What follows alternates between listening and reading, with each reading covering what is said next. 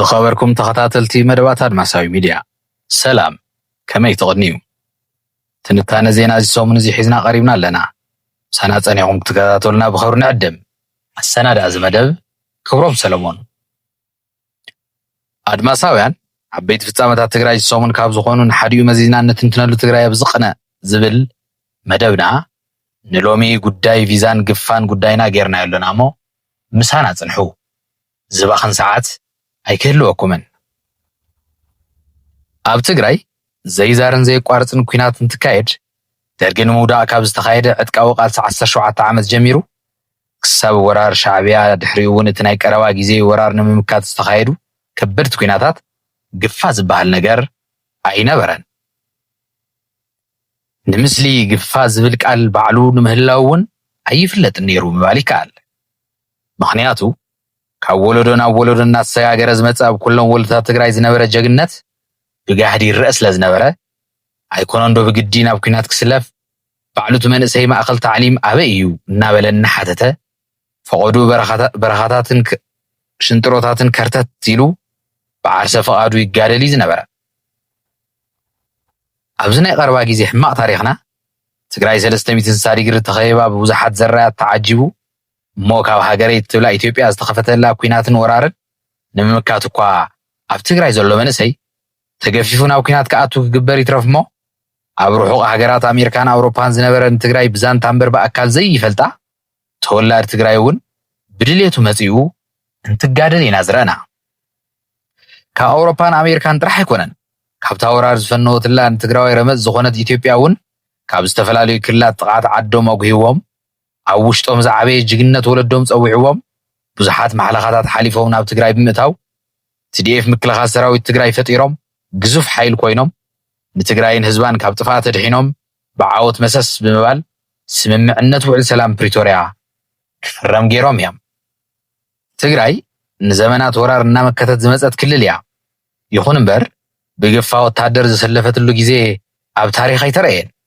ወይ እውን ምናልባት ኣብ ታሪኽ ኣይተፃሓፈን ኣየንበብኩን ኣሎ ዝብል እንተልዩ ግን መረዳእታ ሒዙ ክቐርብ ይኽእል እዩ ፀገም ብዝተፈጠረ ቁፅሪ ዓድዋ ኣኽሱም ሽረ ሕሞራ ማይጨው ዓድግራት ውቕሮ መቐለ እንደርታ ዓጋመ ከይበሉ ተኣኻኺቦም ፀላእን ትከላኸሉን ተርዕዱን እምበር ንኻልእ ከጥቅዑ ብግዲ መንእሰይ እንተሰለፉ ኮነ ግፋን ተካይዱ ኣብ ታሪኾም ተራእዮም ኣይፍለጡን ብሓፈሻ ታሪኽ ትግራይ ናይ መኸተን ምክልኻልን ብምዃኑ ክትምክትን ክትከላኸልን ድማ ባዕሉ ዝስለፍ ሓሪኑ ዝጋደል እምበር ተገፊፉ ዝጋደል ኣይተረኣየን ኣይነበረን ሎሚ ደኣ እንታይ ተረኺቡ ግፋ መናእሰይ ኣብ ትግራይ ይርአን ይስማዓን ኣሎ ኣብዚ ዘመን ኣብ መዋእልና ገና ካብቲ ዝኣተናዮ ፀበባን መከራን መሊእና ከይወፃና ቁስልና መሊኡ ከይሓወየ ግፋን ወረግፋን ንምንታይ ይርአን ይስማዓን ኣሎ ትግራይ ካብ ምክልኻል መኸተን ሰጊራ ክተጥቅዕን ክትወርን ስለ ዝደለየ ድዩ ዋላስ ንምንታይ ብግፋ ብግዲ መናእሰይ ክተሰልፍ ደልያ ምናልባት ክተጥቅዕ ዘይኮነስ ብወራር ዝተተሓዙ ግዝኣታት ክተመልስ ዝብል መከራኸር ክቐርብ ይኽእል ይኸውን እሞ ደኣ ገፊፍካ ብዘይድሌቱ ብዘሰለፍካዮ መንእሰይ ዝተወረረ ግዝኣትካ ምምላስ ይከኣል ዶ ህዝቢ ዘይኣመነሉ ውሉዱ ብግዲ እናሰለፍካ ብሓይሊ ግዝኣትካ ምምላስ ይሰልጥ ዶ ይኸውን ኣይመስለንን ብግዲ ዝጋደል የለን ብሓይሊ ዝኣተወ መንእሰይ ጀግና ክኸውን ኣይኽእልን ብስሩ እውን ናብ ትግራይ ግፋ ነውሪ እዩ በብዘመኑ ብወለዶታት ቅብብል ጅግንነት ቅያን ዝሰርሑ መናእሰይ እናፍረየት ዝመፀት ትግራይ ብግፋ ሕዚ ክተጀግን ክትሕርን ኣይትኽእልን ግፋ መነወር ተግባር እዩ ኣብ ትግራይ ጠጠው ይበል ድማ ንብል ዝተወረሩ ግዝኣታት ትግራይ ብኸመይ ይምለሱ እንተኢልና ብሰላምን ሰላምን ጥራሕ ብዲፕሎማስያዊ መንገዲ የውዕል ፕሪቶሪያ ዘለዎ ዕድላት ጠንቂቕካ ብምጥቃም ውሽጥኻ ፈትሽካ ዘለውካ ፀገማት ብምእራም ሓድነትካ ስጢምካ ብምቅላስን ድሌታትካን ግዝኣትካን ክተመልስ ብምፅዓር ጥራሕ እዩ ክሳኻዕ ዝኽእል ብግፋ ብዝተሰለፈ መንእሰይ ግን ዝረጋገፅ ረብሓ ትግራይ የለን ኣሜሪካ ንኣመራርሓ ውድብ ሕወሓት ናብ ሃገራ ከይኣቱ ቪዛ ከልኪላ እንትበሃል ዝተፈላለየ ግብረ መልሲ ካብ ዝተፈላለዩ ኣካላት ክወሃብ ቀኒ እዩ ሓደ እሰይ እንኳዕ ከልከለቶም ዝብል ብሓደ ገፅ ቪዛ ሃበት ከልከለት ዝልውጦ ነገር እሞ ከይተርፎም ዝብሉ ድማ በቲ ካልእ ወገን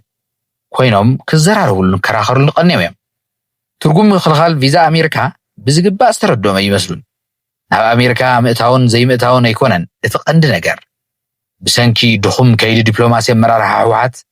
ኣብ ልዕሊ ህዝቢ ትግራይ ዝተፈፀመ ጆኖሳይድ እዩ ዝከሓል ዘሎ። ኣብ ልዕሊ ህዝቢ ትግራይ ጆኖሳይድ ዝፈፀሙ ኣካላት ብቓልሲ ዲያስፖራ ተጋሩ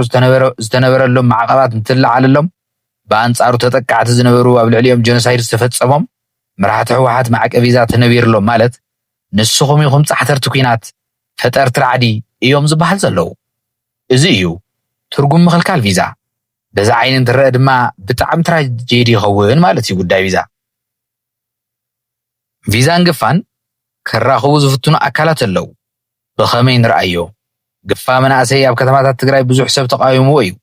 ንምንታይ በዚ ልክዕ ተቃዊሞ ገጢምዎ እንተኢልና ኣብ ትግራይ ብድሌቱን ትሕርን ትጋድን ትጅግን ታሪክ እንትሰርሕ እምበር ብግድን ትስለፍ ተራእዩ ስለ ዘይፈልጥ እዩ ተሪር ተቃውሞ ገጢምዎ ዘሎ። ብስሩ እውን ግፋ ነውርን መነወርን ተግባር ስለ ዝኾነ እዩ። በዚ ግፋ ዝሓረቑ ገለ ኣካላት ድማ ግፋ ምስ ቪዛ ይተሓዝዎ። ኣብ ትግራይ ኣብ ልዕሊ ደቂ ድኻ ግፋ እናተፈፀመ ዝቕፅል እንተኮይኑ ኣብ ኣሜሪካ ዝነብሩ ደቅቶም ገፈፍቲ ቪዛ ክኽልከሉን ማዕቀባት ክንበረሎምን ንምግባር ሽም ዝርዝሮም ንመንግስቲ ኣሜሪካ ክንህብ ኢና። ኣብ ትግራይ ንዝግፈፍ መንእሰይ ሕነ ንምፍዳይ ወይ ሒሳብ ንምውርራድ ደቂ ፖለቲካውን ወታደራውን መራሕቲ ትግራይ ካብ ኣሜሪካ ክስጎጉ ክንገብር ኢና ዝብሉ ድማ ኣለዉ። ንሕና ድማ ንብል ኣብ ትግራይ ግፋ መንእሰይ ጠጠው ይበል። እወ ግፋ ረብሓ የብሉን። ኣብ ኣሜሪካ ዝነብሩ ደቂ ኣመራርሓ እውን ካብ ስጋት ነፃ ኮይኖም ይንበሩ። ብሰንኪ ስሕተት ወላዲ ውሉድ ክቕፃዕ ክሰግእን ክሳቐቕን ግቡእ ኣይኮነን ንብል። እዚ ወድሓንኩም። ኣብ ቀጻሊ ብኻልእ ዓብዪ ፍጻመ ትግራይ ብዝቐነ ክንራኸብ ኢና። ሰላም። ኣድማሳዊ ሚድያ